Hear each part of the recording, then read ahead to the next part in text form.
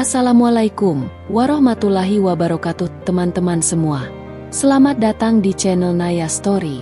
Terima kasih sudah mampir dan menonton video ini. Semoga kalian semua dalam keadaan sehat, bahagia, dan selalu dimudahkan rezekinya. Amin. Di sini, kita akan berbagi kisah-kisah menarik, penuh emosi, dan pastinya bikin kalian terbawa perasaan. Jangan lupa untuk like, komen, share, dan subscribe biar nggak ketinggalan cerita terbaru dari Naya Story. Yuk, langsung aja kita masuk ke cerita hari ini.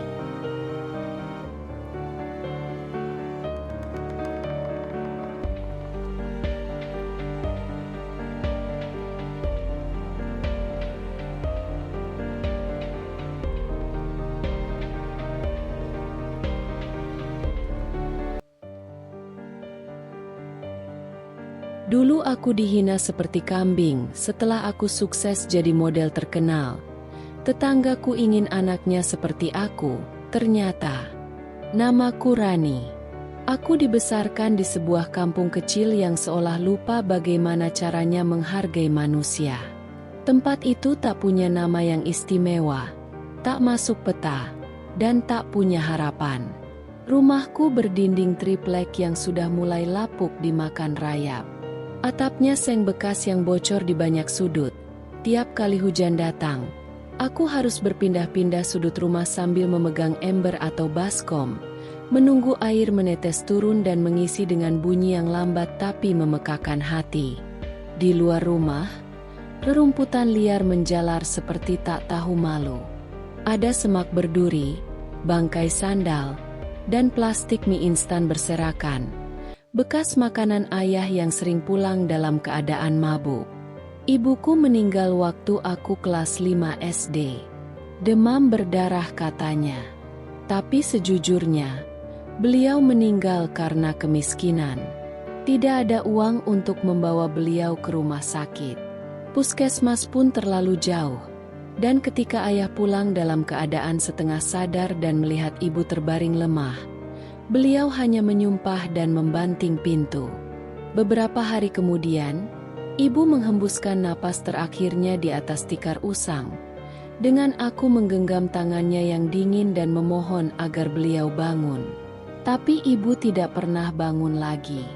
Setelah itu, ayahku berubah. Atau mungkin, dia selalu seperti itu. Aku saja yang baru menyadarinya setelah ibu tiada. Dia makin jarang pulang, dan setiap pulang, hanya untuk mengambil uang seadanya dari rumah. Kadang uang itu hasil jualan singkong yang kutanam di belakang rumah. Kadang uang pinjaman dari tetangga yang memandangku dengan iba sekaligus jijik. Ayah selalu datang dengan bau arak dan mata merah menyala. Ia marah jika rumah berantakan. Tapi tak peduli ketika tikus-tikus berkeliaran dan mencakar-cakar sisa nasi di dapur. Aku tahu aku tidak cantik. Kulitku gelap terbakar matahari karena harus berjalan kaki sejauh 2 kilometer ke sekolah. Rambutku kasar, selalu dikuncir asal dengan karet bekas. Giginya tidak rapi, dan tubuhku kurus dengan tulang menonjol di bahu. Di sekolah, aku dijuluki si jelek. Anak-anak suka tertawa ketika aku lewat. Bahkan guru-guru pun memandangku dengan sinis, seolah tak layak duduk di bangku yang sama dengan anak-anak lain. Pernah suatu kali aku lupa membawa PR karena malam sebelumnya harus mengurus ayah yang muntah-muntah. Bukannya dimengerti, aku justru disuruh berdiri di depan kelas dan diejek karena bodoh. Namun, aku punya satu makhluk yang selalu setia padaku. Seekor kambing betina yang kupanggil si Bunting. Namanya kutaruh begitu karena ia memang pernah hamil saat aku pertama kali merawatnya. Hasil pinjaman dari tetangga sebelah yang kasihan melihatku sendirian. Si Bunting bukan kambing istimewa. Bulunya kusam, coklat seperti tanah basah yang belum dicangkul. Tubuhnya kurus. Dan dia selalu bau karena kandangnya hanya rakitan kayu bekas yang aku pasang sendiri di belakang rumah. Tapi bagi aku, si Bunting lebih dari sahabat. Ia seperti ibu kedua, teman mengadu, satu-satunya makhluk yang tidak pernah menghakimi. Setiap malam, setelah aku selesai mencuci pakaian dan membersihkan rumah, aku duduk di sebelah kandangnya. Aku bercerita tentang hari yang berat, tentang guru yang marah-marah, tentang teman yang menyembunyikan sandal sepatuku, bahkan tentang ayah yang tak juga pulang. Si bunting hanya mengembik pelan. Kadang menyandarkan kepalanya di lututku. Kadang menjilat lenganku dengan lidahnya yang kasar. Tapi entah bagaimana, itu cukup membuat dadaku tidak sesak. Tapi di kampungku, punya kambing seperti punya dosa. Dasar anak miskin, kambing saja dijadikan teman. Jangan dekat-dekat rumah Rani. Nanti bau kambing nempel di bajumu. Mau main ke rumah Rani? Jangan-jangan nanti disuruh kawin sama kambing. Ucapan-ucapan itu seperti tikaman. Tajam, menusuk, dan tak pernah benar-benar sembuh. Anak-anak menjauhiku. Bahkan ibu-ibu di kampung suka menutup hidung kalau aku lewat. Ada yang bilang aku gila karena sering bicara sendiri di belakang rumah. Mereka tak tahu aku sedang bercerita pada satu-satunya makhluk yang sudi mendengarkan. Pernah suatu hari, si bunting hilang. Aku panik. Pagi itu kandangnya terbuka dan kosong. Aku berlarian keliling kampung, memanggil namanya sambil menangis. Orang-orang menertawaiku. Ada yang bilang mungkin kambingku mati karena bosan denganku. Tapi sore harinya, aku menemukannya. Ia terikat di tiang depan warung milik Pak RT. Mulutnya diikat kain. Katanya, kambingku merusak tanaman hias di depan rumahnya. Aku minta maaf, bersujud, memohon agar kambingku dikembalikan. Tapi yang kubalas hanya tawa dan cambuk. Si bunting dipukuli di depan mataku, sampai kakinya pincang. Hari itu, aku merasakan sesuatu dalam diriku patah. Tidak hanya karena si bunting terluka, tapi karena aku menyadari, di dunia ini, tidak ada tempat bagi yang lemah dan tidak sempurna. Namun, sejak hari itu, aku bersumpah dalam hati, satu hari nanti, aku akan membuat semua orang menyesal telah menganggapku sampah. Satu hari nanti, si jelek ini akan berdiri di atas panggung yang bahkan tak bisa mereka bayangkan. Dan ketika hari itu tiba, aku akan datang membawa si bunting bersamaku. Namanya Bu Rani. Ironis, kan? Sama persis dengan namaku. Tapi tidak seperti aku yang hidupnya di pinggir-pinggir nasib. Dia adalah lambang kekuasaan kecil-kecilan di kampung. Wajahnya tebal dengan bedak. Rambut selalu disasak tinggi seperti artis sinetron tahun 90-an. Dan bibirnya nyaris tak pernah diam. Selalu sibuk mengatur, menggosip, dan menyakiti lewat kata-kata. Dialah orang dewasa pertama yang mengajarkan aku bahwa bukan hanya anak-anak yang bisa kejam. Pagi itu, aku sedang mengambil air dari sumur kampung. Rumahku tak punya keran, bahkan emberku saja sudah retak-retak di bibirnya. Setiap pagi dan sore, aku harus mengangkat 2 ember penuh. Jalan pulang menyusuri gang tanah becek dengan kaki telanjang karena sendal jepitku putus sebelah. Si bunting duduk manis di bawah pohon pisang. Matanya sayu. Kakinya yang pincang akibat kejadian kemarin masih terlihat bengkak. Tapi ia tetap setia menungguku. Sesekali mengembik pelan, seolah ingin bilang, "Ayo cepat pulang, aku di sini." Dan saat itulah, pintu rumah Bu Rani terbuka keras, seperti pintu neraka. Rani," suaranya nyaring, menusuk sampai ke ujung kepala. "Kambingmu itu jangan dilepas sembarangan. Bau, mau ngerusak kampung ini. Udah cocok kamu sama kambingmu tuh tinggal di kandang, jangan di kampung orang." Aku tertegun. Ember yang baru saja penuh tiba-tiba oleng di tanganku. Airnya tumpah mengenai kaki dan rokku. Tapi yang membuatku benar-benar gemetar bukan air dingin itu, melainkan suara tawa dari rumah sebelah. Aduh Bu Rani, kalau lihat dua makhluk itu, saya suka bingung. Yang lebih jorok tuh kambingnya apa anaknya. Kayaknya yang satu ngembik, yang satu meringik. Cocok banget. Tuh. Mereka tertawa. Seolah-olah aku bukan manusia, tapi badut sirkus yang pantas ditertawakan di tengah lapangan. Aku tidak menatap mereka. Aku tidak berani. Tapi aku bisa merasakan mata-mata itu menikam punggungku. Mata yang penuh cemooh. Mata yang menikmati penderitaan orang lain. Tanganku gemetar saat mencoba mengisi ulang ember. Tapi air yang kutimba kembali tumpah. Kali ini mengenai celanaku sendiri. Aku mendengar Bu Rani terkikik puas. Makanya, kalau punya kambing, rawat di hutan. Jangan di kampung orang. Ini bukan kebun binatang. Suaranya seperti cambuk di udara terbuka. Aku ingin bicara, membela diri. Mengatakan bahwa si bunting tidak pernah menyakiti siapapun, bahkan lebih bersih hatinya daripada banyak orang di kampung ini. Tapi bibirku keluh. Suaraku terkubur rasa takut dan malu yang menyesakkan dada. Aku melihat si bunting dari jauh. Ia menatapku balik. Matanya lembut, penuh kesedihan, seolah ikut merasa bersalah. Tapi bukan dia yang salah. Bukan. Bu Rani melangkah mendekat. Sepatunya berdecit saat menyentuh lumpur. Lalu dengan sengaja ia menendang gumpalan tanah ke arah si bunting. Tanah itu menempel di bulu coklatnya yang sudah kotor. Pergi sana. Bikin jijik aja pagi-pagi. Tawa meledak lagi. Aku tahu, hari itu aku ditelanjangi harga diriku di hadapan seluruh kampung. Aku pulang dengan 2 ember kosong.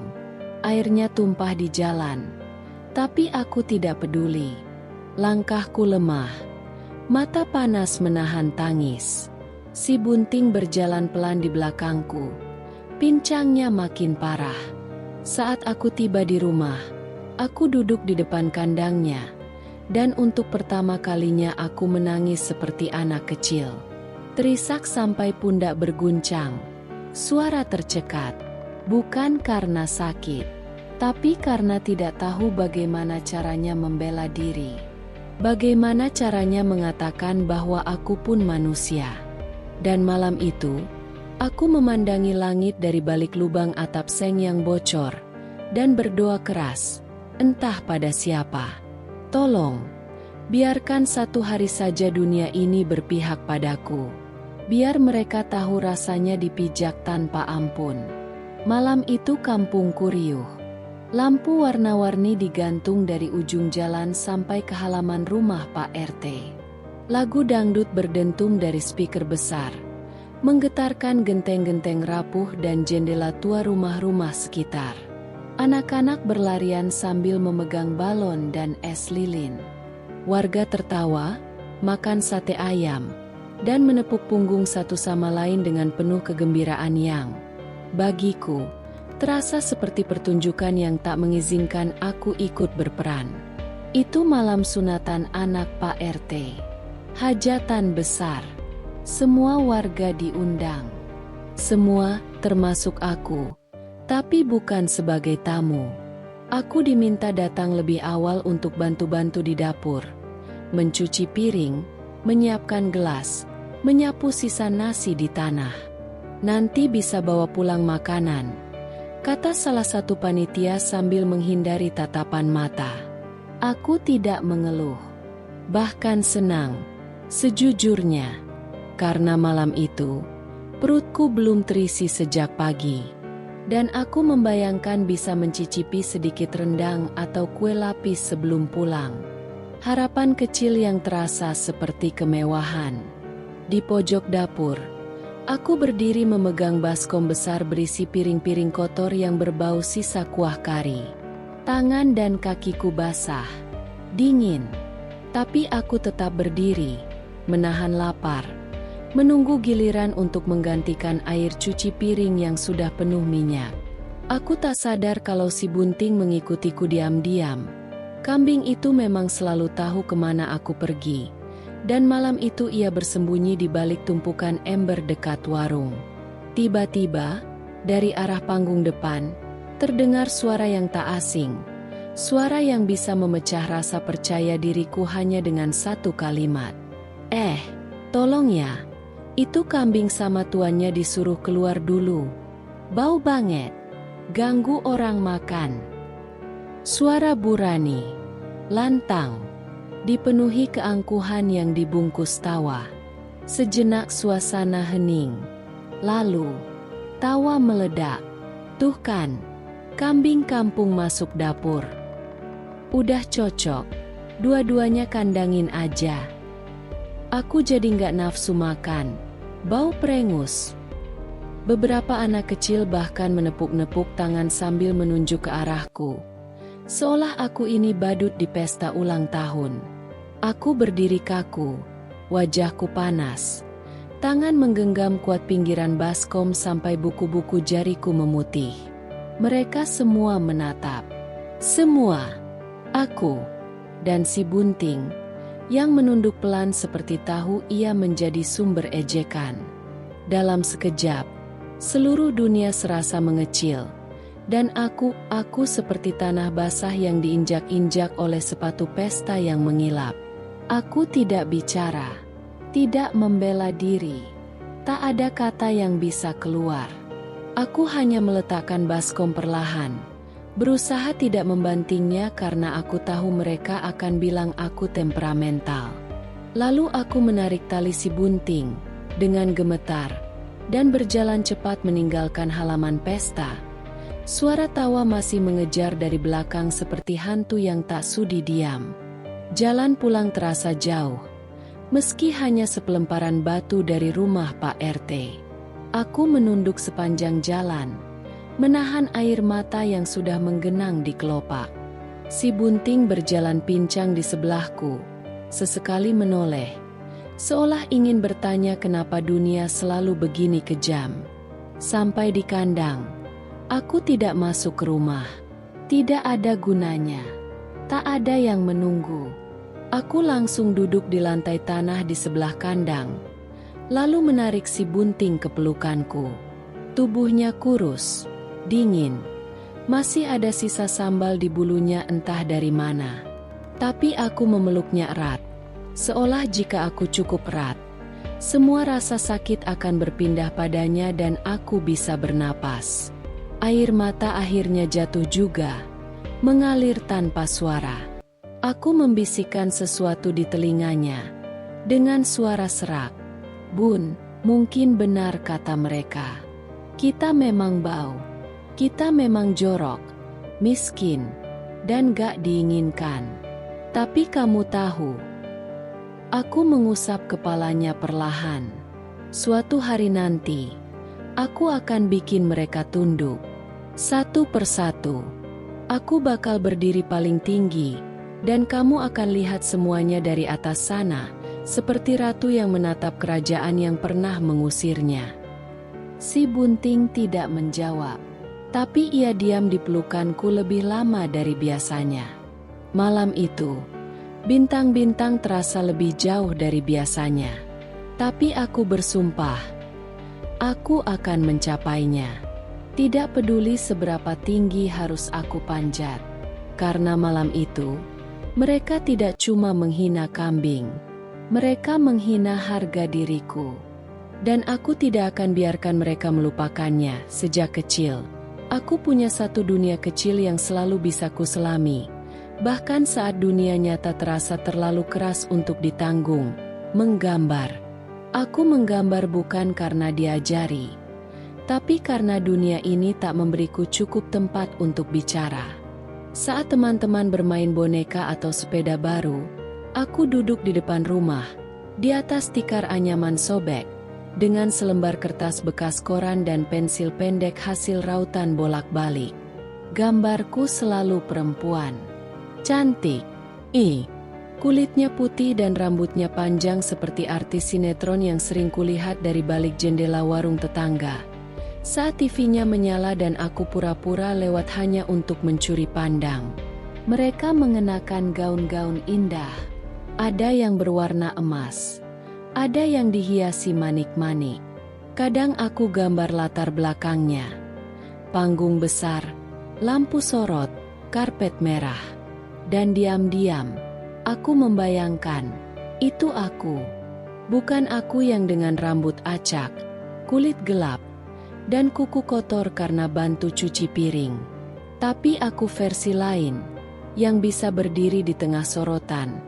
Dilihat bukan karena dihina, tapi dikagumi.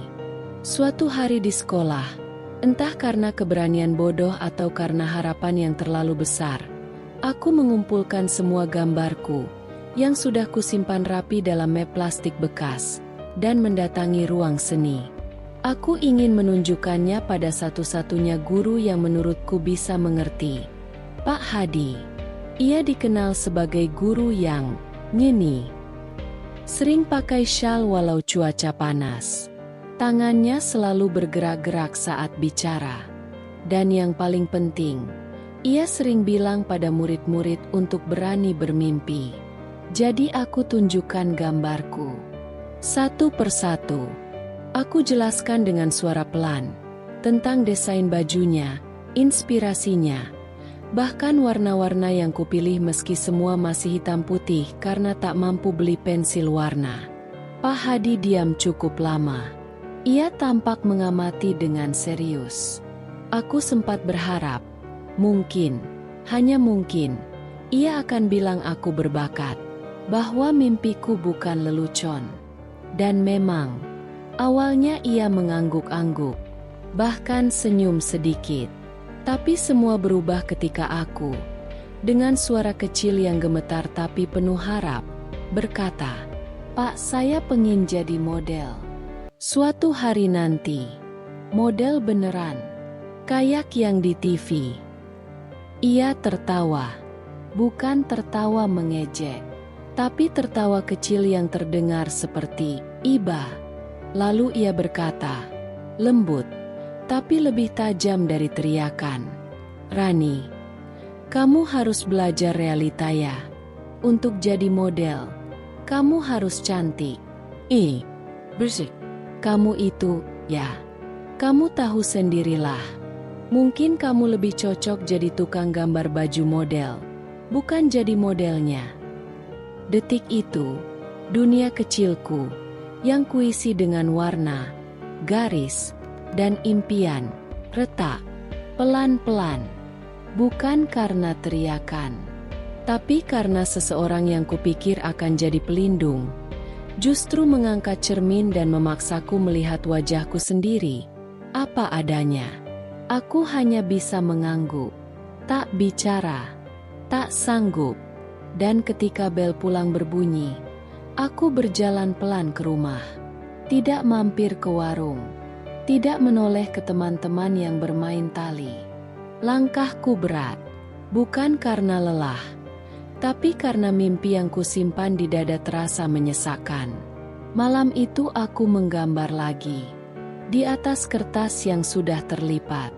Kali ini aku menggambar diriku sendiri, berdiri di atas panggung besar, memakai gaun putih dengan cape yang berkibar. Di bawahku ada penonton yang bertepuk tangan. Tapi air mataku jatuh menimpa gambar itu. Tinta dari pensil mengabur. Gaunku yang putih menjadi buram. Dan untuk pertama kalinya, aku bertanya dalam hati, apa mimpi memang hanya untuk orang yang cantik? Tapi di sudut hatiku, suara kecil menjawab, lemah tapi hidup. Bukan, tapi kadang, dunia terlalu malas untuk melihat selain yang indah. Tak ada lilin, tak ada lagu, selamat ulang tahun, apalagi kado. Tapi aku sudah terbiasa. Dalam hidupku, ulang tahun bukanlah perayaan. Hanya penanda bahwa aku masih bertahan 1 tahun lagi di dunia yang tidak pernah benar-benar menginginkanku ada. Tapi sore itu berbeda. Aku pulang dari sekolah lebih awal karena guru olahraga tak hadir. Matahari masih malu-malu tenggelam di balik awan kelabu. Saat berjalan melewati gang sempit menuju rumah, aku mendengar suara hujan rintik mulai jatuh, seperti detak jantung yang gugup. Aku mempercepat langkah, melewati tumpukan sampah dan baju jemuran yang sudah basah.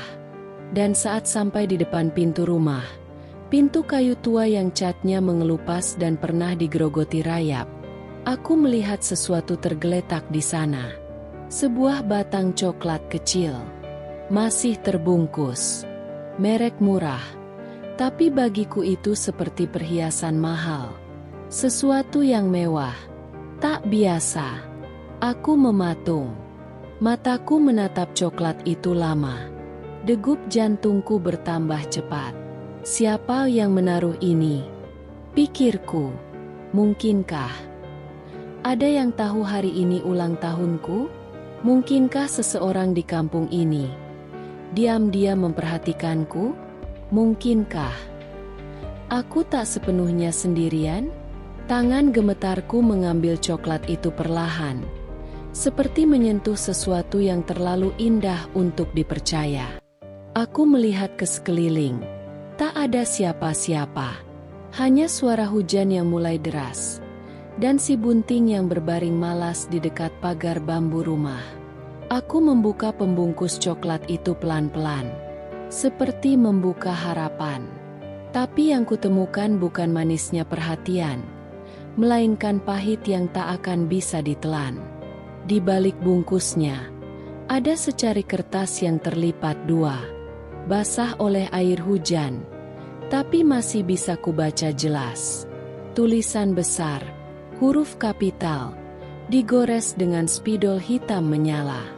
Di ujung kertasnya ada bercak basah berwarna gelap, bekas ludah, sengaja untuk si Jut. Ini makanannya kambingmu ya. Kamu pasti doyan. Dunia diam. Aku tak menangis. Bahkan tak bisa. Bibirku mengatup erat.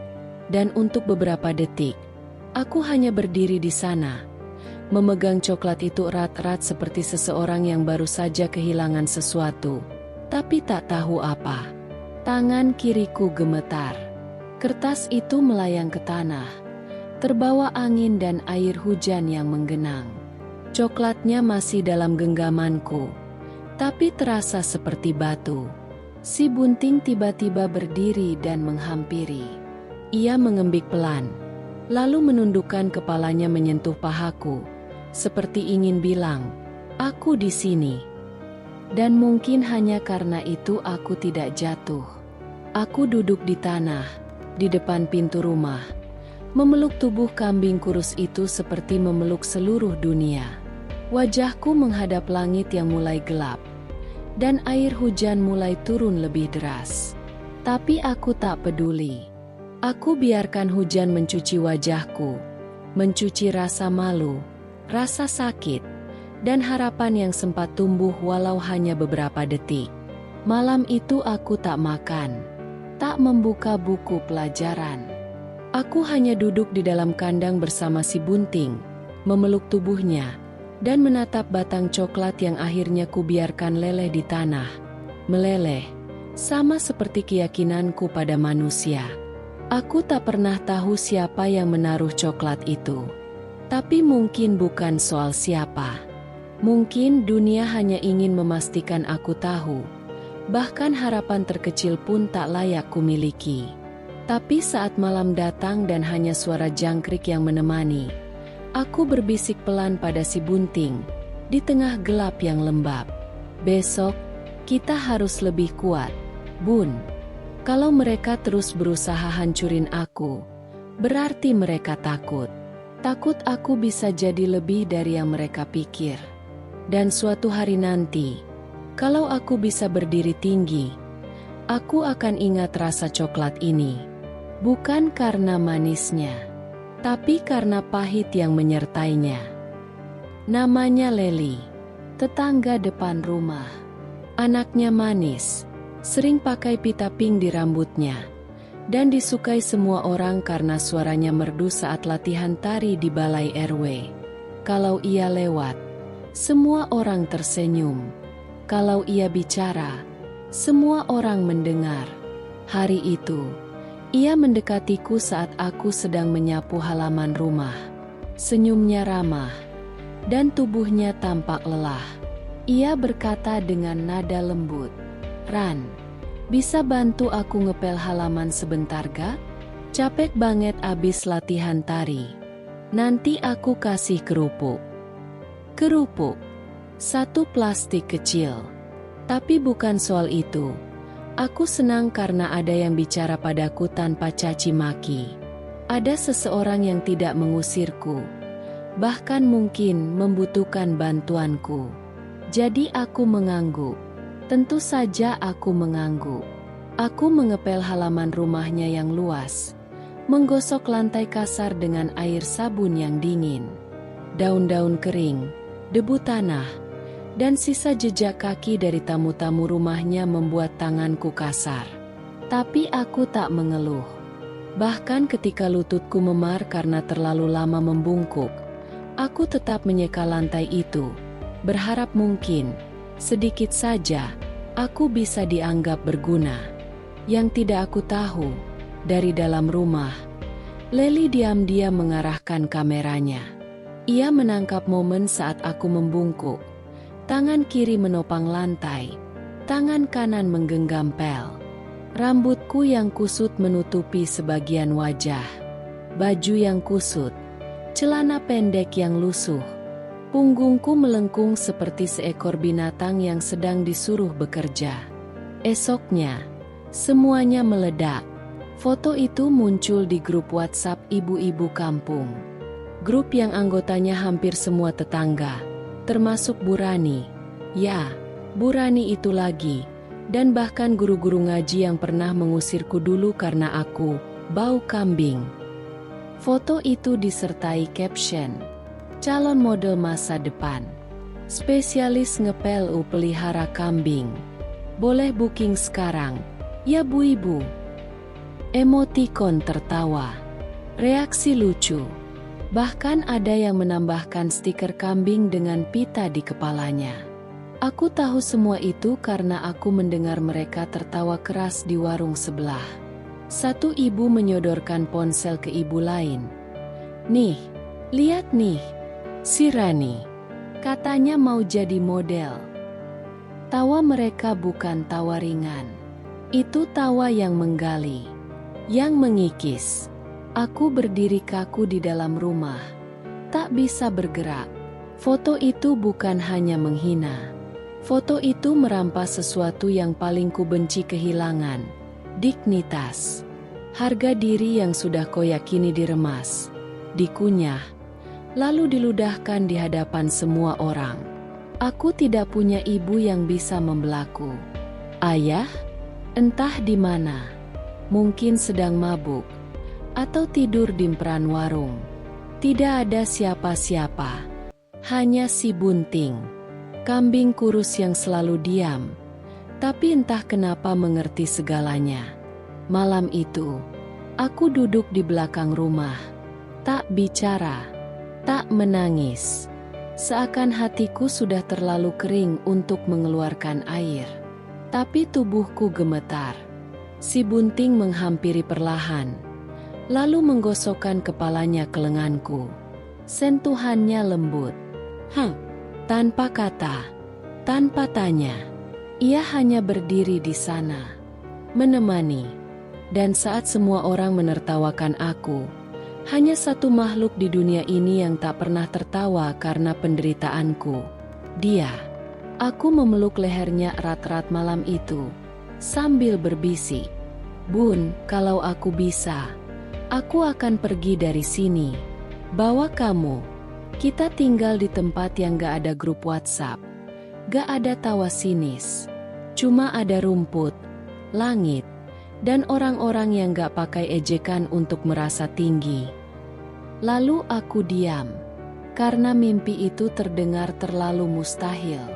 Tapi anehnya, saat si Bunting mengembik pelan, aku merasa Mungkin tidak sepenuhnya usiaku 17 tahun. Sudah lama aku berhenti berharap pada sekolah. Karena tak ada lagi yang bisa kubayar. Tapi hidup terus berjalan. Dan perut tetap butuh makan. Jadi aku ambil pekerjaan apapun yang bisa kudapat. Mencuci, mengangkat karung beras di pasar, bahkan membersihkan kandang ayam tetangga. Hari itu, aku bekerja di rumah Bu Rani.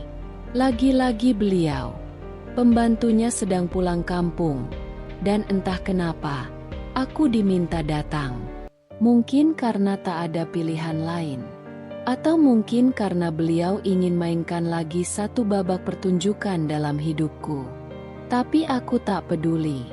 Aku datang pagi-pagi, membawa ember, sabun, dan semangat kecil yang masih tersisa. Rumahnya besar, lantainya licin dan mengilap, seperti museum yang tak boleh disentuh. Aku membersihkan ruang tamu, menyapu balkon, menyeka vas-vas kaca yang berjajar di lemari. Aku bekerja dengan hati-hati, menahan napas saat melihat foto keluarga Bu Rani tergantung rapi di dinding. Senyum lebar, wajah mulus, rambut tersisir. Tidak ada ruang untuk kesalahan di rumah ini. Aku tahu itu. Sore harinya, ketika pekerjaanku selesai, aku pamit. Tak ada ucapan terima kasih. Hanya lirikan singkat dan tangan yang melemparkan selembar uang 10 ribuan ke atas meja. Aku pulang dengan kaki pegal dan tangan melepuh. Tapi dalam hati, aku merasa sedikit lega. Hari itu tak ada hinaan, tak ada tawa, hanya diam. Dan kadang-kadang, diam terasa seperti anugerah. Namun keesokan paginya, dunia kembali berubah. Ada yang lihat cincin Bu Rani ga? Yang perak itu, yang biasa dia pakai di jari manis. Katanya hilang setelah si Rani bersih-bersih kemarin.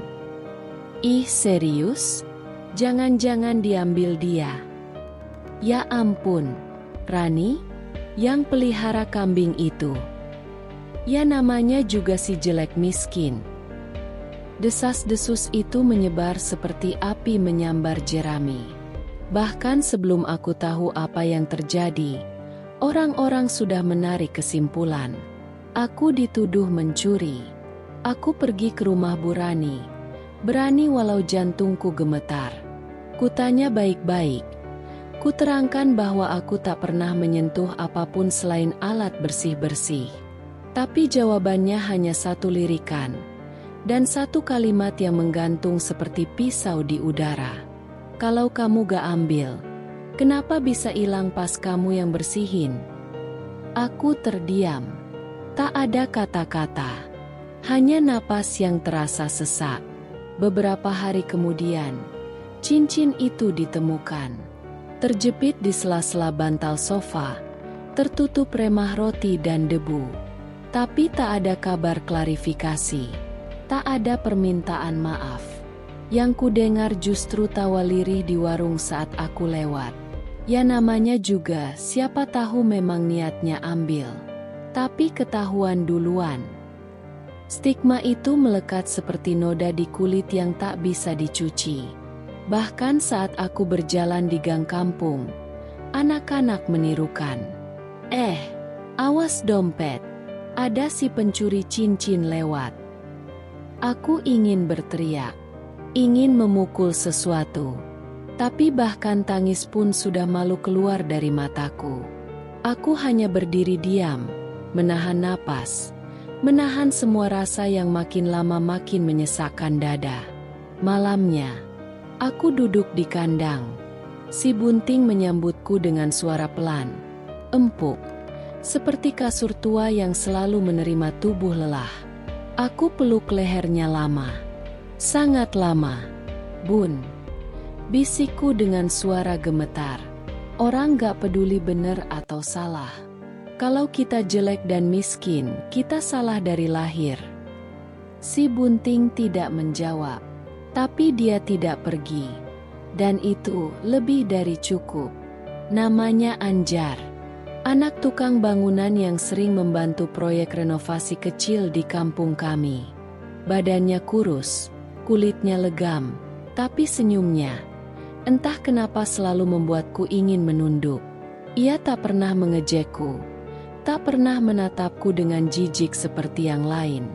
Saat kami berpapasan, dia hanya berkata, "Permisi, Mbak," sambil tersenyum tipis. "Mbak," tak pernah ada yang memanggilku begitu, dengan sedikit hormat. Hari-hari berlalu dan aku mulai menunggu suara sepeda tuanya melintas di jalan kampung. Kadang aku berpura-pura menyapu halaman saat dia lewat, agar bisa melihatnya barang sebentar. Suatu kali, aku melihat dia berhenti di bawah pohon mangga, meminum teh botol yang dibelinya dari warung. Angin sore menggoyang rambutnya yang acak-acakan. Entah bagaimana, saat itu aku merasa dunia berhenti sebentar. Diam-diam, aku mulai menggambar wajahnya di kertas coklat bekas bungkus gula. Aku gambar dengan teliti, alisnya yang tebal, dagunya yang tajam, bahkan senyum tipisnya yang agak miring ke kiri. Aku tahu gambarku tak sempurna, tapi itu keluar dari hati. Dalam diam, aku jatuh cinta. Sore itu, saat sepi, aku letakkan gambar itu di keranjang sepedanya. Aku lipat rapi dan aku sisipkan satu pesan kecil. "Terima kasih sudah pernah tersenyum padaku." Aku pulang dengan jantung berdetak cepat. Aku tahu itu bodoh, tapi aku hanya ingin satu hal, dianggap ada. Di dunia tempat semua orang ingin aku menghilang, aku hanya ingin sekali saja merasa dilihat. Tapi harapanku tak bertahan lama. Keesokan paginya, aku mendengar suara tawa dari lapangan kecil dekat pos ronda. Sekumpulan pemuda duduk melingkar, dan di tengah mereka, Anjar berdiri dengan kertas gambarku di tangannya. "Lihat nih, karya seni dari fans gue," katanya dengan nada mengejek. "Mampus, si jelek naksir lu, Jar." Salah satu temannya menimpali. Anjar tertawa keras. "Gak cuma dia, jangan-jangan kambingnya juga suka gue." "Hahaha, mungkin kambingnya yang ngajarin dia gambar." Kertas gambarku diremas, dilempar ke tanah. Mereka menertawakannya seperti itu adalah lelucon terbaik tahun ini. Aku berdiri tak jauh dari sana, di balik semak, mendengar semuanya. Dadaku terasa sesak, seperti ditimpa batu. Aku tak tahu apakah rasa itu berasal dari malu, marah, atau hancurnya sesuatu yang tak pernah sempat tumbuh sempurna. Aku berlari pulang, tidak menangis. Bahkan air mata seakan tak cukup mulia untuk menampung rasa itu. Malamnya, aku duduk di kandang bersama si Bunting, memeluk leher kurusnya sambil menggigit bibir agar suara tangisku tak terdengar langit. "Bun," suaraku hampir hilang. Mungkin aku memang bukan manusia, karena bahkan perasaanku pun dianggap lelucon. Si Bunting diam, tapi matanya, yang kecil dan redup itu, seperti berkata, "Kalau dunia terlalu kejam, ciptakan duniamu sendiri." Dan malam itu, untuk pertama kalinya, aku berpikir, jika tak ada ruang di dunia ini untuk hati kecilku, mungkin aku harus membangun panggung sendiri. Panggung yang suatu hari akan membuat semua tawa mereka mati. Hari itu hujan baru saja reda. Aku baru pulang dari mencuci baju di rumah Bu Lilis, membawa kantong plastik kecil berisi singkong rebus sisa dapur. Perutku lapar, tapi langkahku ringan karena aku tahu si Bunting pasti menungguku seperti biasa di belakang rumah, mengembik pelan saat melihatku datang. Tapi kali ini, aku mendengar suara ribut dari arah pohon mangga. Gelak tawa bocah-bocah yang terlalu bahagia untuk sesuatu yang normal. Jantungku berdetak lebih cepat. Aku mempercepat langkah, melewati semak, dan saat aku melihatnya, dunia runtuh. Si bunting tergeletak di tanah. Tubuhnya kurus dan kotor, penuh luka. Ada bercak darah di bulunya yang coklat kusam. Matanya terbuka lebar, membeku dalam tatapan kosong yang seolah masih menungguku datang lebih cepat. Nafasnya tak ada suara, tak ada gerakan. Hanya diam. Aku berlari. Suara plastik singkong jatuh tak kupedulikan. Aku peluk tubuhnya yang sudah dingin, mengguncang-guncangnya, berharap ada keajaiban. Tapi yang kudengar hanya tawa. Anak-anak itu, 5 orang bocah dari gang sebelah, tertawa keras seperti menonton acara TV lucu. Salah satunya masih menggenggam batu besar di tangannya. Kita cuma iseng, Kak Rani. Cuma main kok. Dia yang lari-lari sendiri. Kami cuma ngejar. Namanya juga kambing jelek. Udah bau, ngotorin jalannya. Mati juga syukur. Aku tak menjawab. Air mataku jatuh tanpa suara. Tapi saat mataku menangkap batu besar di tanah, ada darah di situ, merah tua, mengering. Aku tahu ini bukan iseng. Ini bukan main. Ini kekejaman. Ini pembunuhan. Dengan tangan telanjang, aku mulai menggali tanah di belakang rumah. Hujan yang turun semalam membuat tanah becek dan lengket. Tapi aku terus menggali. Kukuku patah, tanganku kotor, tubuhku menggigil. Tapi aku tak berhenti. Aku baringkan si bunting di lubang kecil itu. Kupeluk dia untuk terakhir kali. Tubuhnya masih bau, bau yang selalu mereka hina. Tapi bagiku itu bau rumah, bau satu-satunya teman. Maaf, Bun. Aku telat. Aku janji jagain kamu. Tapi aku telat. Kupeluk lehernya lama. Lalu kutimbun tubuhnya dengan hati-hati. Seperti menidurkan anak kecil yang tak akan pernah bangun lagi. Kupasang batu kecil sebagai nisan, dan kuikatkan tali tambangnya di situ. Tali yang dulu kupakai untuk membawanya berjalan sore-sore. Malam itu aku tak makan. Aku hanya duduk di samping kuburan kecil itu, memeluk tali tambang yang masih hangat oleh tanganku. Langit gelap, angin dingin. Tapi tidak sedingin dunia yang tak pernah memberi aku cinta selain dari seekor kambing kurus. Dan dalam gelap malam, untuk pertama kalinya dalam hidupku, aku benci, aku marah, aku hancur. Tapi aku juga mulai terbakar. Aku akan buat mereka menyesal, bisikku pada angin. Kalau dunia ini hanya memberi ruang untuk yang cantik dan kaya, maka aku akan membuat ruang sendiri. Dan satu-satu, mereka akan melihat siapa aku sebenarnya. Waktu SMP hampir selesai. Semua temanku sibuk membahas kemana mereka akan lanjut SMA. Ada yang sudah siap daftar ke kota. Ada yang bangga karena orang tuanya bilang mereka akan disekolahkan tinggi. Aku juga punya harapan kecil di dalam hati. Harapan yang kuletakkan dengan hati-hati, seperti kaca rapuh. Aku ingin sekolah, ingin terus belajar. Walau tak ada uang, aku siap jadi apapun asal bisa tetap dekat dengan buku. Aku pernah dengar di kota ada SMA gratis untuk siswa miskin berprestasi. Suatu sore, aku memberanikan diri mendatangi rumah Pak RT untuk minta tanda tangan surat pengajuan beasiswa. Tapi yang kudapat bukan dukungan. Pak RT hanya tertawa sambil menggeleng.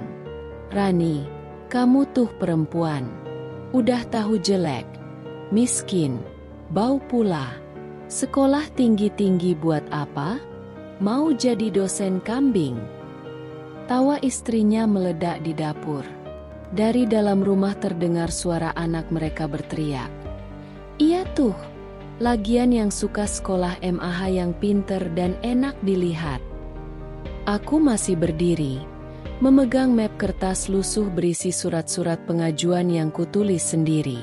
Hatiku menegang seperti kain basah yang diperas terlalu keras. Tapi aku tak berkata apapun. Karena apa gunanya menjawab? Jika mereka bahkan tak melihatku sebagai manusia, aku pulang tanpa tanda tangan. Tapi diamku bukan kalah. Diamku adalah ruang tempat luka berubah jadi tekad.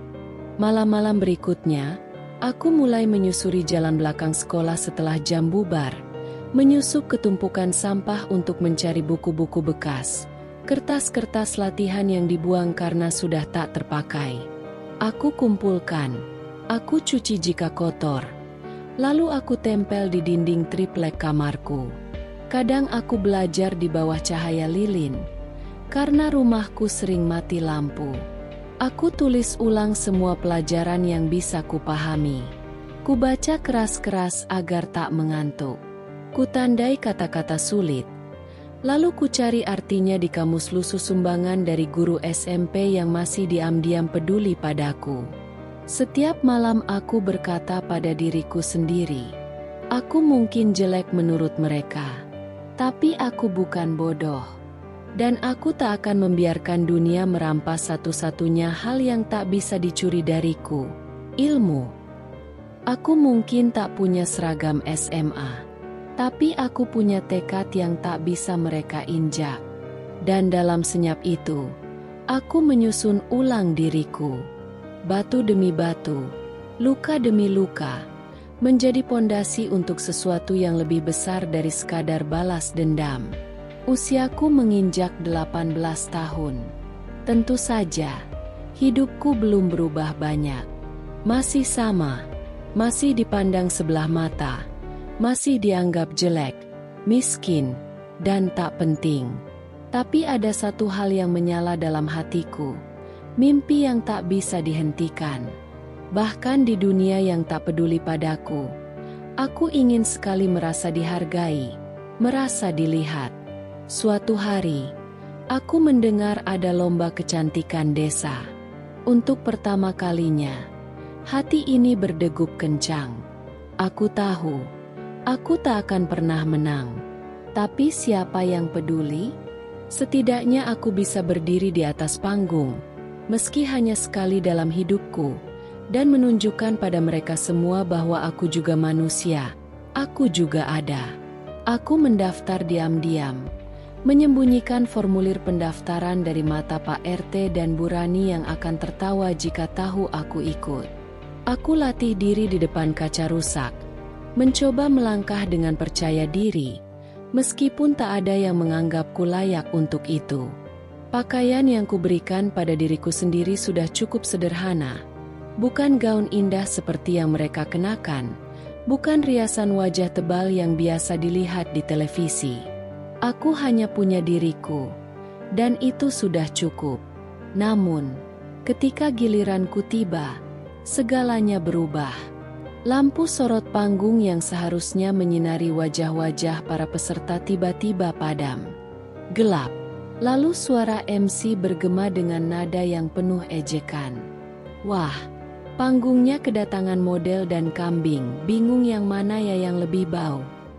Tawa meledak, tawa yang menyayat, tawa yang sudah kupahami, yang sudah menjadi bagian dari hidupku yang tak terelakkan. Aku melangkah maju, melangkah di tengah tawa itu. Air mata hampir menitik sebelum aku bahkan sempat memperkenalkan diri. Setiap langkah terasa berat. Tumpuan kakinya seperti tanah berdebu, menahan langkahku yang sudah terlanjur rapuh. Mereka, semua orang yang selama ini melihatku hanya sebagai kambing, hanya sebagai si jelek, si miskin, mereka kembali menunjukku, mengejekku, seolah aku bukan manusia, seolah aku tidak layak berdiri di panggung ini. Saat aku hampir sampai di tengah panggung, aku tak bisa lagi menahan air mata. Bukan karena malu dengan wajahku yang tak sempurna, tetapi karena kesadaran yang lebih pahit, bahwa mereka tak akan pernah melihatku dengan cara yang benar. Tidak ada satu orang pun yang bisa melihat ke dalam diriku, ke dalam hati ini yang penuh luka, yang penuh harapan. Mereka hanya melihat penampilan luar. Mereka hanya melihat aku sebagai si jelek, sebagai kambing. Aku berhenti di tengah panggung. Semua mata memandang, tapi aku merasa sangat kosong. Aku tak bisa melanjutkan, tak bisa lagi berpura-pura. Aku menuruni panggung tanpa sepatah kata, meninggalkan semua tawa dan hinaan itu di belakangku. Aku kalah, tapi bukan karena wajahku, bukan karena aku jelek. Aku kalah karena mereka tak pernah memberi aku kesempatan untuk menunjukkan siapa aku sebenarnya.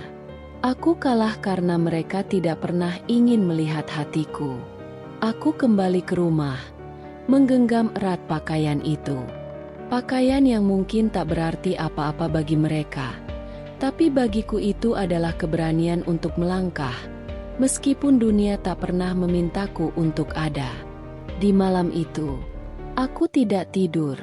Aku hanya duduk di bawah sinar bulan, merasa begitu kosong, tapi juga penuh amarah yang mulai tumbuh dalam diriku. Mereka boleh merendahkanku, tapi aku tak akan membiarkan mereka mengubur mimpiku begitu saja. Ini baru awal. Jika dunia tak memberi ruang untukku, aku akan menciptakan ruang itu sendiri. Setelah berjuang selama bertahun-tahun, akhirnya aku bisa keluar dari kampung itu. Aku mulai bekerja di sebuah salon kecil di kota, jauh dari pandangan mereka yang selalu merendahkan dan menertawakanku. Meskipun gaji yang kuterima tak besar, aku merasa sedikit lebih tenang. Setidaknya aku bisa mengumpulkan sedikit demi sedikit tabungan untuk masa depan, untuk mimpi-mimpi yang tak pernah mati, meskipun dunia selalu berusaha memadamkannya. Namun, kebahagiaan itu tak bertahan lama. Suatu hari, di tengah-tengah rutinitasku yang biasa, memotong rambut dan merapikan pelanggan, Lely, anak tetangga yang dulu pernah memotretku, muncul di salon. Aku terkejut melihatnya. Wajahnya penuh senyum manis, seperti tidak ada apa-apa, seperti tidak ada sejarah panjang kebencian antara kami. Ia berpura-pura menjadi pelanggan, duduk di kursi salonnya dengan anggun, seolah tak ada apa-apa. Aku mulai mengerjakan potongannya, mencoba untuk tidak berpikir tentang masa lalu kami yang penuh kebencian. Namun, tiba-tiba ia mulai berbicara dengan suara keras, penuh nada tuduhan. Apa-apaan ini? Kamu di sini cuma mau godain suami orang, ya? Kamu pikir bisa beli perhatian dengan tubuh murahan kamu itu? Lely berkata sambil tertawa sinis. Matanya menyeringai, memancarkan kebencian yang tak tersembunyi. Aku tercengang. Aku mencoba menjelaskan, tapi ia sudah lebih dulu berteriak, menarik perhatian seluruh pelanggan yang ada di salon. Jangan-jangan dia jual diri di sini, kan? Layaknya wanita tak bermoral, katanya. Suaranya semakin tinggi. Semua orang menoleh, dan aku bisa melihat tatapan jijik dan curiga mulai mengarah padaku. Lely melanjutkan, awas, suaminya nanti lihat, bakal gila tuh. Udah bisa dipastikan. Mereka semua mulai berbisik. Dan aku, yang sudah cukup berjuang untuk berdiri di kaki sendiri, yang sudah berusaha melupakan kebencian dan hinaan dari kampung, hanya bisa diam. Mulutku terasa kering, dan hatiku seakan terpecah menjadi ribuan kepingan kecil. Apa yang terjadi ini? Aku bahkan tidak tahu harus berkata apa. Ini bukan pertama kalinya aku dihina. Tapi kali ini, di tempat yang aku pikir bisa memberi kesempatan, aku diseret kembali ke dalam jurang yang dalam. Pimpinan salon datang dengan ekspresi cemas. Setelah mendengar tuduhan itu, ia langsung mengusirku tanpa memberi penjelasan. Kami tidak ingin masalah di sini, katanya dingin. Seolah aku adalah masalah yang tak perlu dijelaskan. Semua orang menatapku dengan penuh curiga. Aku bahkan tak sempat mengambil barang-barangku. Lely berdiri di depan pintu. Senyum puas terukir di wajahnya. Menunggu aku keluar dengan kekalahan yang ia buat. Tabunganku yang susah payah ku tabung untuk membeli kamera foto, hilang begitu saja. Mimpiku hancur dalam sekejap. Dan aku hanya bisa berjalan keluar dengan kepala tertunduk. Mungkin itu yang mereka inginkan. Agar aku tak pernah punya sesuatu yang bisa kubanggakan. Agar aku tak bisa meraih lebih. Aku kembali ke kamar kontrakanku dengan langkah lelah. Semua yang kutinggalkan di sana, semuanya kini berantakan. Lelucon mereka, hinaan mereka, mereka masih mengikutiku, menghancurkan segalanya. Bahkan saat aku mencoba untuk mulai dari nol. Saat malam datang, aku terbaring, menatap langit-langit kamar yang kosong. Tidak ada suara selain deru angin yang masuk lewat celah-celah dinding. Dan aku bertanya pada diriku sendiri, dalam keheningan yang penuh luka, apakah aku akan terus begini selamanya? Apakah setiap usaha akan selalu dihancurkan oleh mereka yang tak tahu tentang aku? Apakah mimpi-mimpiku hanya akan jadi debu yang diterbangkan angin? Namun, di balik kepedihan itu, ada satu hal yang tak bisa mereka ambil dariku, keinginan untuk bangkit. Jika dunia tak ingin memberi ruang, aku akan melangkah menciptakan ruang itu sendiri. Lely dan orang-orang yang selalu merendahkanku bisa saja menghancurkan impianku untuk hari ini. Tapi mereka tak akan bisa memadamkan api yang masih membara dalam diriku. Usiaku menginjak 19 tahun. Sudah cukup. Cukup hidup dalam bayang-bayang hinaan. Cukup menjadi sasaran tawa. Cukup menjadi si jelek yang dipandang sebelah mata. Aku telah memutuskan. Dan keputusan itu sudah bulat. Tidak ada lagi yang bisa menghalangi. Aku akan pergi. Aku tak pamit pada siapapun. Tidak pada Pak RT yang selalu menilai remeh. Tidak pada Bu Rani yang selalu melontarkan kata-kata pedas. Dan terutama tidak pada Lely, yang meski sudah merusak hidupku, tak pantas mendapatkan perhatian lebih. Aku tak peduli lagi pada mereka. Selama ini, mereka semua hanya ada untuk mengingatkanku betapa aku tak berharga. Betapa aku hanyalah sekadar noda di tengah kesempurnaan dunia mereka. Yang kutinggalkan hanyalah secari kertas di makam si bunting. Kambing yang telah menjadi satu-satunya teman sejati dalam hidupku. Yang telah menemani saat aku tak punya siapa-siapa. Yang merasakan semua kesedihanku tanpa pernah menghakimi. Kertas itu kutulis dengan tangan gemetar. Namun pasti, aku akan kembali. Bukan untuk meminta maaf, tapi untuk menunjukkan siapa aku sebenarnya. Tepat setelah itu, aku mengangkat tas bututku, tas yang tak lebih besar dari keinginan besar yang ada dalam diriku. Dalam tas itu, hanya ada pakaian seadanya dan sedikit uang yang kutabung dari hasil bekerja. Itu sudah cukup. Aku naik bus malam, meninggalkan kampung yang selama ini menjadi penjara bagi jiwaku.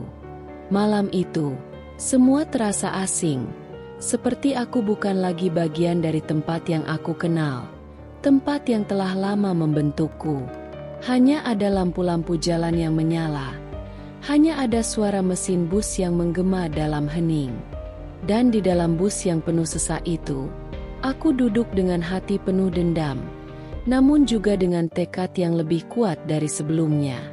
Dendam terhadap mereka yang telah menghinaku, yang telah merusak setiap mimpiku. Dendam yang kini berubah menjadi kekuatan. Kekuatan untuk membuktikan bahwa aku lebih dari sekadar yang mereka lihat. Aku memandang keluar jendela, melawan rasa takut yang mengusik di dalam hatiku. Aku tahu, perjalanan ini tidak akan mudah. Tetapi ini adalah satu-satunya cara untuk melepaskan diriku dari masa lalu yang selalu membelenggu. Kampung itu, dengan segala hinaan dan tawa yang mereka lontarkan, akan tertinggal di belakang, menjadi bayang-bayang yang tak bisa menghentikan langkahku lagi. Aku akan menulis ceritaku sendiri. Aku akan menunjukkan kepada dunia siapa aku sebenarnya. Bukan si jelek, bukan si miskin, bukan si kambing. Aku adalah Rani, dan ini baru permulaan dari perjalanan panjangku. Bus itu melaju, membawa aku menjauh dari masa lalu yang penuh luka. Dan meski aku tak tahu apa yang akan kutemui di kota besar itu, satu hal yang pasti, aku tak akan pernah kembali lagi dengan tangan kosong. Kota besar itu jauh lebih keras daripada yang kubayangkan. Tidak ada yang seperti yang aku harapkan. Aku datang dengan impian yang besar, dengan harapan untuk menemukan kehidupan yang lebih baik. Tetapi kenyataannya sangat berbeda. Semua tampak begitu cepat, begitu tidak peduli. Jalanan yang penuh sesak, gedung-gedung tinggi yang membuatku merasa kecil, dan orang-orang yang berlalu tanpa memedulikan satu sama lain. Aku merasa seperti kehilangan arah. Aku tidur di perantauan selama seminggu pertama. Dingin malam yang menusuk tubuh dan suara bising kendaraan yang tak pernah berhenti menggema di telinga. Itu adalah kehidupan yang jauh berbeda dengan apa yang kulihat di kampung dulu. Setiap hari, aku berjalan keliling kota mencari pekerjaan, dengan harapan ada seseorang yang mau memberiku kesempatan. Tapi hampir setiap pintu yang kutukuti menutup rapat. Tidak ada yang peduli dengan seorang gadis sepertiku, yang tak punya apa-apa selain mimpi yang terkadang terasa terlalu besar untuk diwujudkan. Makananku hanya sisa-sisa makanan restoran cepat saji yang dibuang oleh pelanggan. Terkadang aku hanya bisa menahan lapar, berharap ada sedikit kesempatan. Hari-hariku penuh dengan rasa cemas. Apakah esok aku masih bisa bertahan hidup, ataukah aku akan terpaksa kembali ke kampung yang tak pernah memberiku kesempatan untuk berubah? Namun, aku tidak menyerah.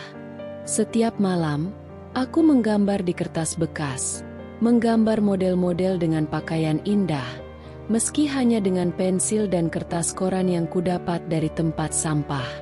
Aku tahu aku harus terus berusaha. Aku tahu aku punya potensi, dan suatu saat, ada orang yang akan melihatnya. Suatu hari, saat aku sedang duduk di sudut jalan menggambar, seorang ibu tua menghampiriku. Ia tampak sederhana, tapi matanya tajam, seolah bisa melihat lebih dalam dari sekadar penampilanku yang lusuh. "Apa yang kamu gambar itu?" tanyanya dengan suara lembut. Aku sedikit terkejut, tapi menjawab pelan, "Model pakaian." Ibu itu tersenyum, lalu duduk di sebelahku. "Kamu suka menggambar, ya?" Aku mengangguk, sedikit malu. Aku merasa seperti anak kecil yang sedang diperhatikan oleh orang dewasa yang penuh perhatian. "Kamu tahu," katanya, "aku punya butik kecil di sekitar sini. Kalau kamu ingin bekerja, aku bisa memberimu pekerjaan. Menjaga toko, membersihkan tempat, dan mungkin membantu menggambar desain pakaian. Apa kamu tertarik?" Aku hampir tak percaya dengan apa yang kudengar.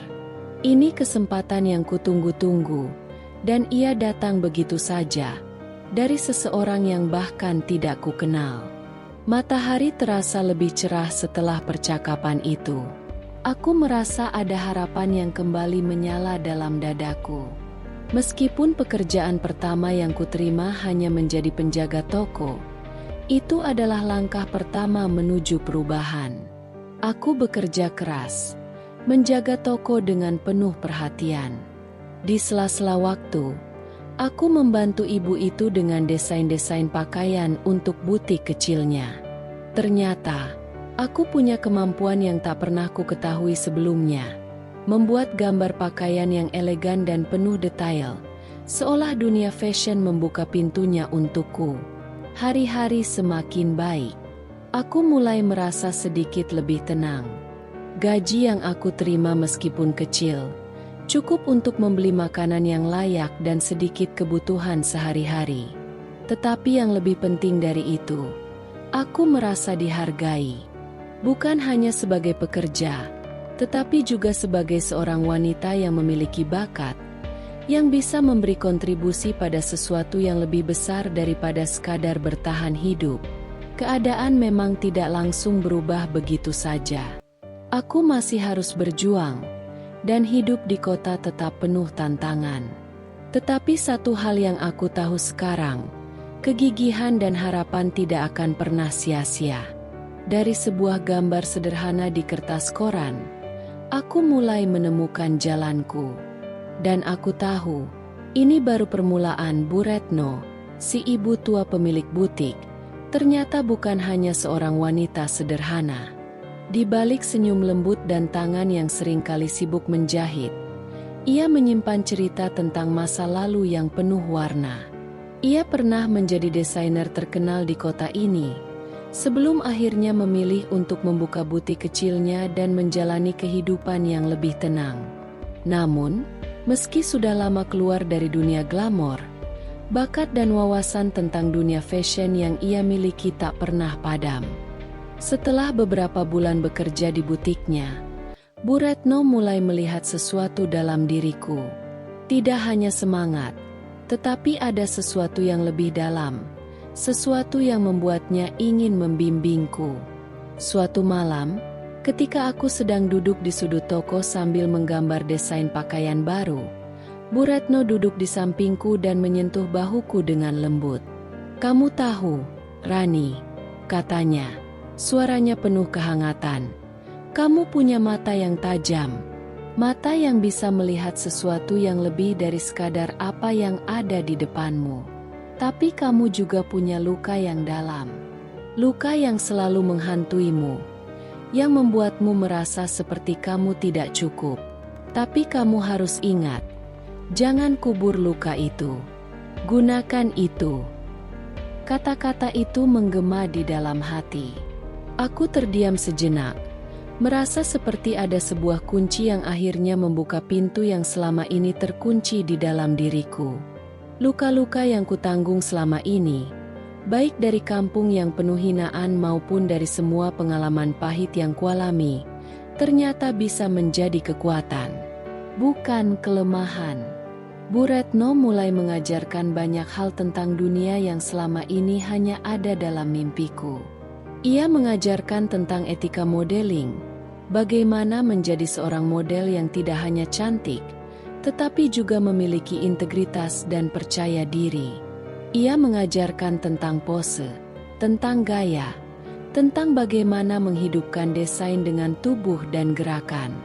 Lebih dari itu, ia mengajarkan aku bagaimana berjalan dengan kepala tegak, bagaimana melihat diriku dengan cara yang berbeda, seperti seorang perempuan yang layak dihargai, bukan hanya dipandang sebelah mata. Pernah suatu hari, aku merasa sangat cemas ketika dihadapkan pada sesi latihan peragaan busana pertama di butik. Semua orang di sekitarku tampak begitu percaya diri, begitu sempurna. Sementara aku merasa seperti anak kecil yang tersesat di dunia besar ini. Tapi Bu Retno mendekatiku, meraih tanganku, dan berkata dengan lembut, "Jangan biarkan ketakutan itu menghalangimu. Kamu adalah karya seni yang belum sepenuhnya terlihat. Tunjukkan siapa dirimu. Aku percaya padamu." Aku mengangguk, menelan rasa takut yang ada dalam diriku.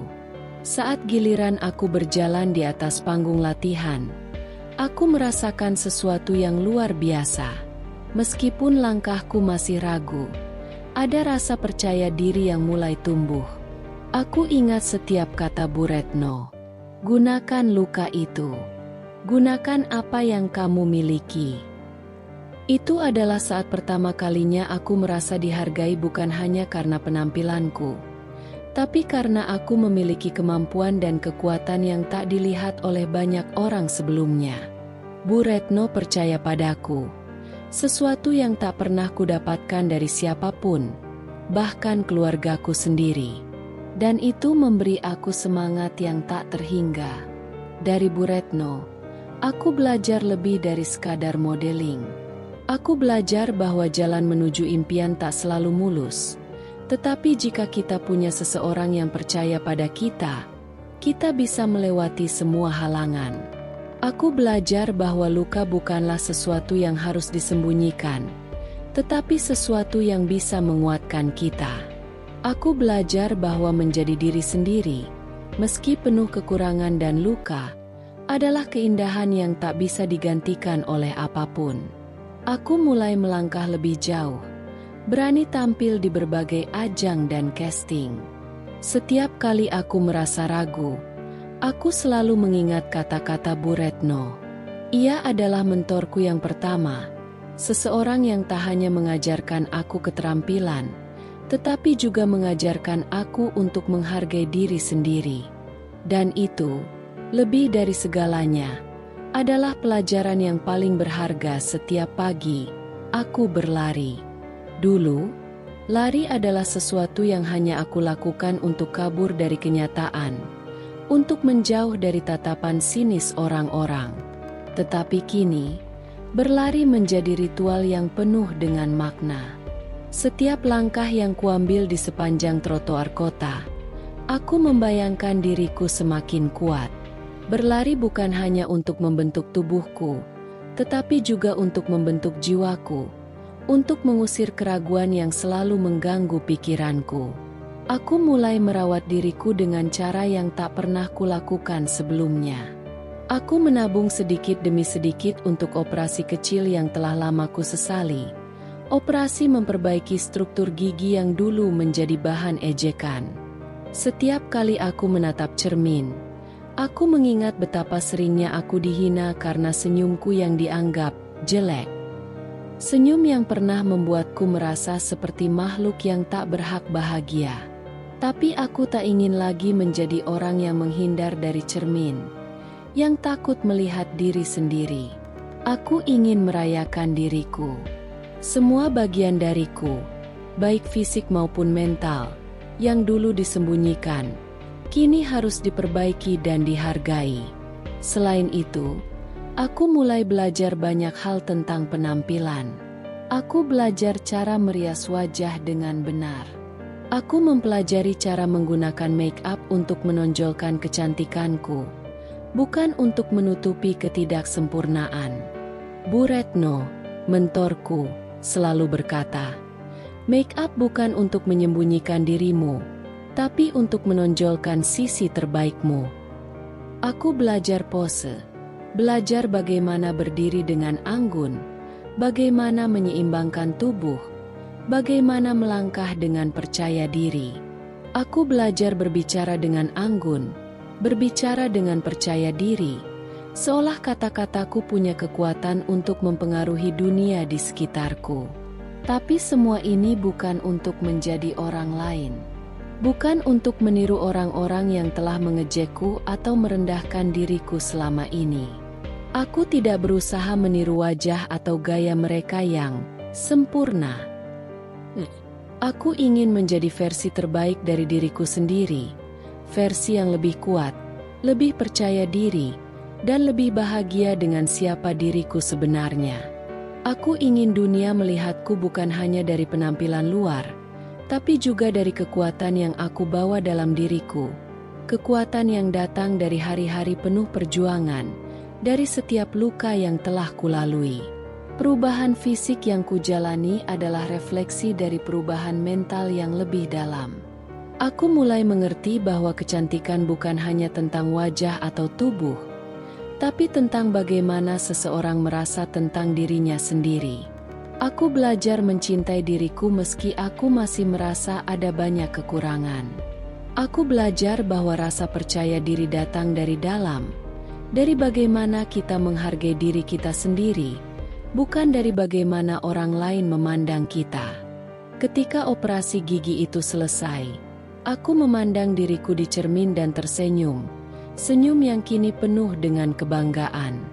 Bukan karena aku terlihat lebih cantik, tetapi karena aku merasa lebih utuh, lebih menerima diriku. Aku tahu, ini baru permulaan.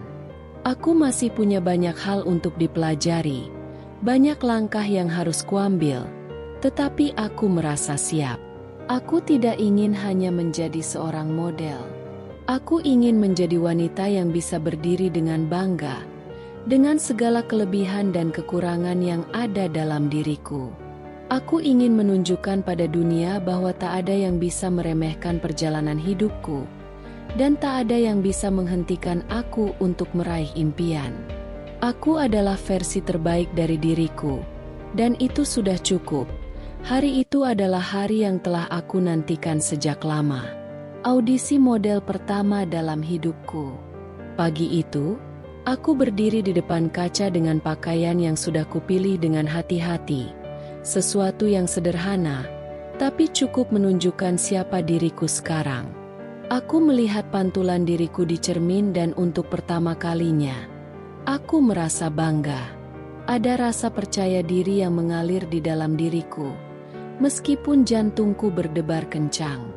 Saat aku melangkah ke ruang audisi, aku tahu ratusan mata tertuju padaku, tapi kali ini aku tidak merasa takut.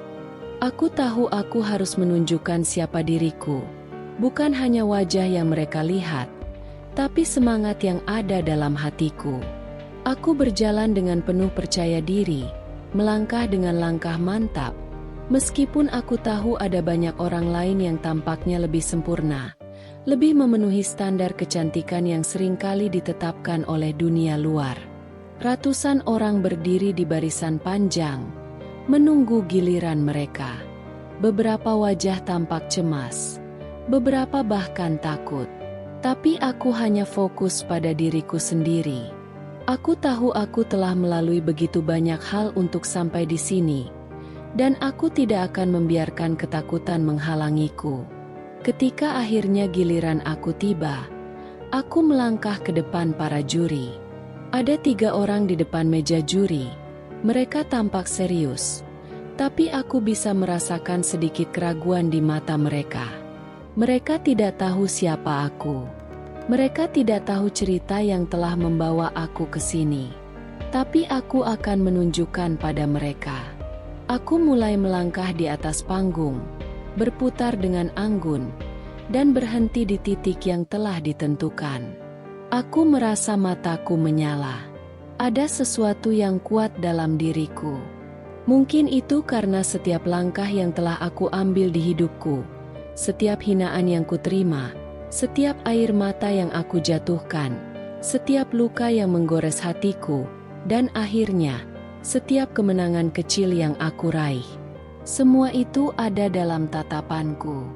Saat aku selesai berpose, salah seorang juri, seorang wanita berusia sekitar 40-an, menatapku dengan tajam.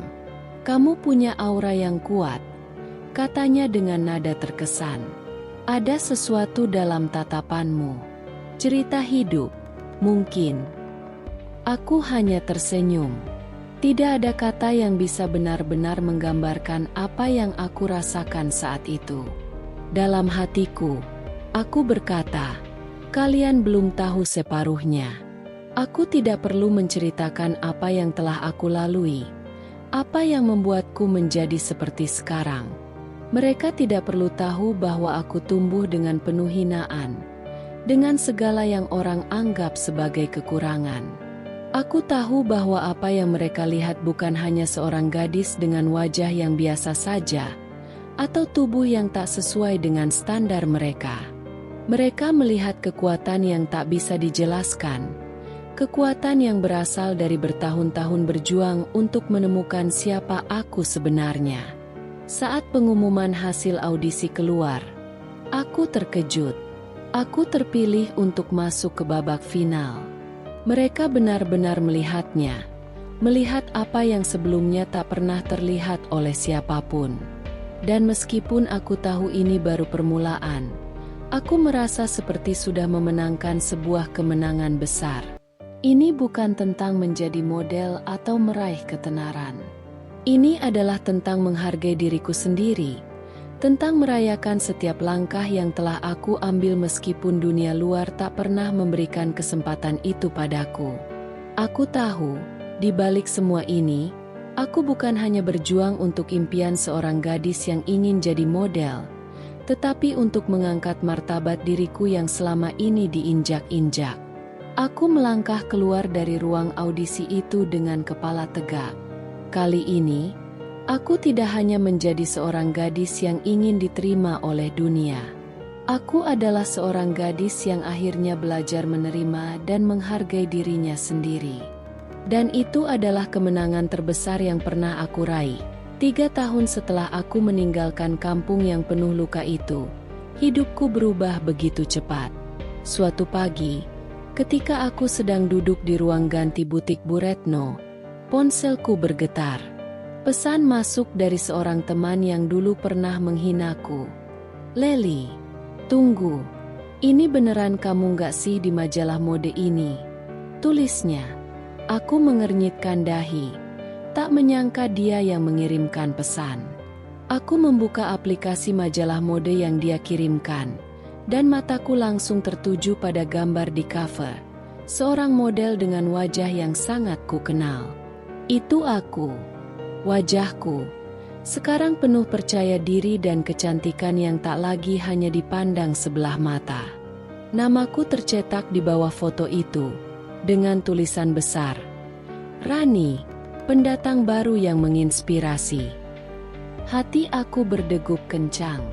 Aku menatap gambar itu sejenak. Tak percaya. Apakah ini nyata? Ini adalah langkah yang tak pernah aku bayangkan bisa terwujud. Aku mengingat kembali semua malam-malam yang kulalui dengan penuh harapan di peran toko. Semua latihan tanpa henti yang membuat tubuhku lelah. Dan setiap detik penuh ketidakpastian yang aku jalani. Semua itu berbuah manis. Kisah hidupku yang pernah dipandang rendah, yang selalu menjadi bahan tertawaan, kini menjadi sumber inspirasi. Nama Rani, si gadis jelek yang selalu dijauhi, kini dikenal banyak orang. Aku menerima banyak tawaran kerja, dari model untuk berbagai merek terkenal, hingga kesempatan untuk menjadi juri di acara-acara mode yang prestisius. Hal-hal yang dulu hanya bisa kuimpikan, sekarang menjadi kenyataan. Namun, meski semua itu datang, ada satu hal yang tak pernah bisa aku lupakan, kampung itu. Kampung yang pernah menginjak-injak harga diriku. Kampung yang setiap sudutnya menyimpan kenangan pahit tentang hinaan dan kekerasan. Mereka yang pernah meremehkan dan mencemoohku kini hanya bisa melihat keberhasilanku dari jauh. Mereka tak pernah tahu betapa keras aku berjuang untuk sampai ke titik ini. Aku memutuskan untuk kembali. Bukan untuk mencari pengakuan atau membuktikan sesuatu, tetapi untuk menunjukkan bahwa dunia ini jauh lebih besar daripada apa yang mereka lihat. Aku ingin kembali ke kampung itu, bukan untuk membalas dendam, tapi untuk membuktikan bahwa seseorang tidak pernah terlalu kecil untuk mengubah takdirnya. Ketika aku tiba di kampung itu, tak ada yang menyangka. Mereka melihatku dengan tatapan yang berbeda, tak lagi penuh cemoohan, namun ada keraguan yang tertinggal di mata mereka. Mereka tahu aku telah berubah, menjadi seseorang yang jauh lebih besar daripada yang mereka pikirkan dulu.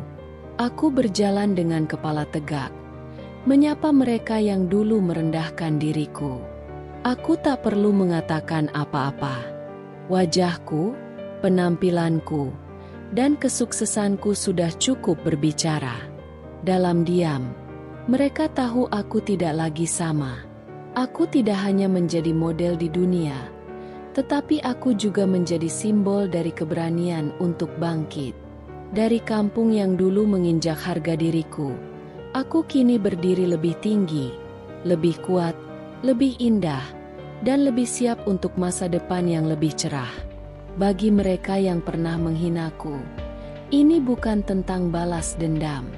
Ini adalah tentang memaafkan dan melanjutkan hidup.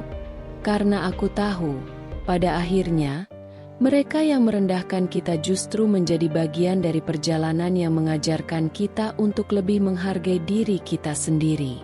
10 tahun berlalu. Aku kembali ke kampung yang dulu memanggilku si jelek. Tidak ada lagi kendaraan jelek yang aku bawa. Kali ini aku mengendarai mobil mewah, dengan segala kemewahan yang tak pernah mereka duga bisa datang dari seorang gadis seperti aku. Aku mengenakan gaun putih elegan yang memancarkan keanggunan, memutar jalan kampung yang dulu setiap sudutnya penuh dengan hinaan dan luka. Ketika mobilku melambat dan berhenti di depan rumah lama, seisi kampung terdiam. Mata mereka melotot, memandangku dari kejauhan dengan tatapan yang penuh rasa ingin tahu, campur aduk dengan rasa kaget dan keraguan. Mereka tidak mengenaliku.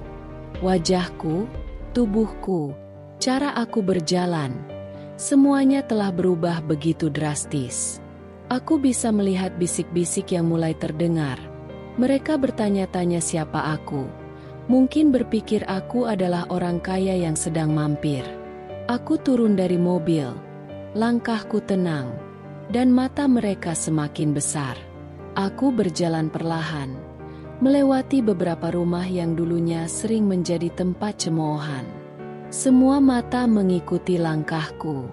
Tiba-tiba, Leli, yang dulu sering menghina dan menyebar fitnah tentangku, mendekat. Matanya penuh keraguan. Ia menatapku seakan mencoba mengenali siapa aku. "Kamu, Rani?" tanyanya dengan suara pelan, seolah tak percaya. Aku berhenti sejenak, memandang wajahnya yang dulu selalu menjadi bagian dari tawa sinis mereka. Aku tersenyum, senyum yang tidak ada lagi kesedihan di baliknya. Senyum yang penuh dengan keyakinan. "Iya," jawabku, "yang dulu katanya lebih jelek dari kambing." Kata-kataku menggantung di udara, mengalir begitu ringan, namun rasanya menusuk. Aku melihat ekspresi Leli berubah. Rasa malu terlihat jelas di wajahnya. Dia yang dulu mencaci, yang dulu menertawakanku, kini tidak bisa berkata-kata. Tidak ada lagi tawa, tidak ada lagi hinaan. Hanya diam, dan aku bisa merasakan beratnya penyesalan yang mulai merayapi setiap sudut hatinya. Satu persatu, mereka yang dulu melihatku dengan tatapan sinis mulai mendekat, tapi tak ada yang berani berbicara. Mereka hanya berdiri di tempat mereka, terdiam, terjebak dalam kenyataan yang mereka ciptakan sendiri. Aku bukan lagi gadis yang dulu, yang mereka hina dan rendahkan. Aku kini adalah seseorang yang tak bisa lagi dipandang sebelah mata. Di antara kerumunan, beberapa wajah yang dulu pernah mengolok-olokku mulai terlihat tidak nyaman. Mereka tahu, mereka yang dulu menyepelekan diriku, kini harus menerima kenyataan bahwa aku tidak hanya bangkit, tapi juga mengubah takdirku. Aku tidak merasa perlu memberi penjelasan. Karena aku tahu, mereka yang dulu merendahkan tidak akan pernah bisa mengerti perjalanan yang kulalui. Aku tidak membutuhkan mereka untuk memvalidasi siapa aku sekarang. Aku datang hanya untuk menunjukkan bahwa dunia ini lebih besar dari mereka yang mencoba mengecilkanmu. Aku memandang kampung ini, dan untuk pertama kalinya, aku merasa bebas. Bebas dari beban masa lalu. Bebas dari penghakiman. Karena aku tahu, aku sudah cukup jauh untuk membuktikan bahwa bukan tampilan luar atau perkataan orang lain yang menentukan siapa kita. Itu semua tentang bagaimana kita bangkit, tentang bagaimana kita memilih untuk melihat diri kita sendiri.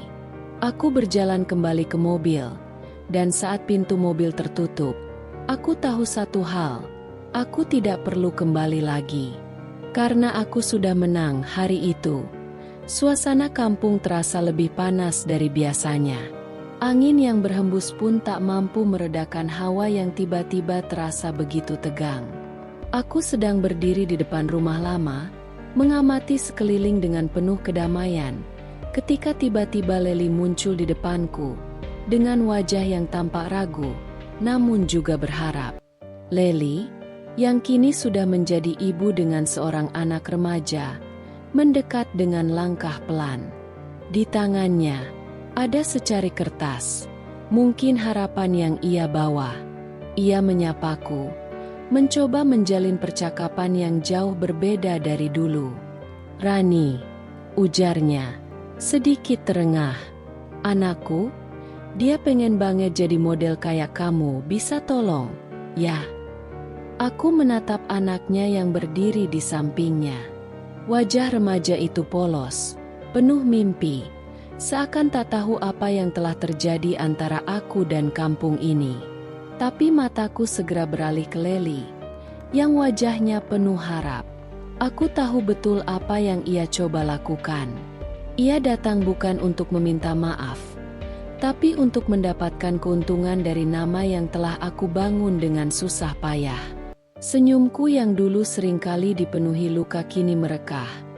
Namun kali ini tidak ada kelembutan di dalamnya. Senyum itu tajam, penuh perhitungan. Aku memandang Lely dengan pandangan yang tidak bisa disembunyikan. Sebuah pengingat akan masa lalu yang penuh hinaan dan cemoohan. "Maaf, Lely," jawabku. Suaraku datar namun jelas. "Tapi aku rasa, kambingku yang sudah mati pun lebih layak jadi model daripada anakmu." Kata-kataku seperti petir yang membelah udara. Lely terdiam, wajahnya memucat. Sementara anaknya yang berdiri di sampingnya hanya bisa menunduk, merasa canggung dengan situasi yang tak pernah ia duga. Aku tahu, kata-kataku ini bukan untuk menghina anaknya, tapi untuk mengingatkan Lely dan juga diriku, bahwa aku sudah cukup lama dikhianati dan dihina. Dan kini, aku tidak akan membiarkan siapapun yang pernah merendahkanku mendapatkan kesempatan untuk meraih kemudahan dari kesuksesanku. Tidak ada lagi ruang untuk permintaan maaf yang terlambat. Tidak ada lagi ruang untuk orang-orang yang hanya datang untuk memanfaatkan. Lely mengangkat wajahnya. Ada kepahitan di matanya, tapi ia tidak bisa berkata-kata. Aku menghela napas dalam, memandang kembali kampung yang dulu menghancurkan harga diriku.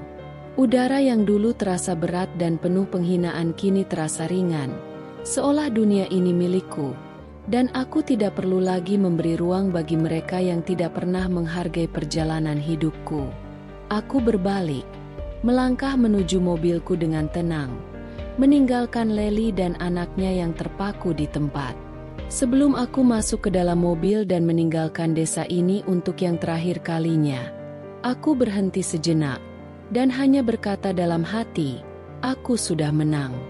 Dan dengan langkah penuh elegansi, aku melaju menuju masa depanku, membiarkan kampung itu, dengan segala kenangannya, tertinggal jauh di belakang. Kini, aku berdiri di atas panggung yang megah, di depan ratusan kamera yang menyorot tubuhku dengan sinar terang.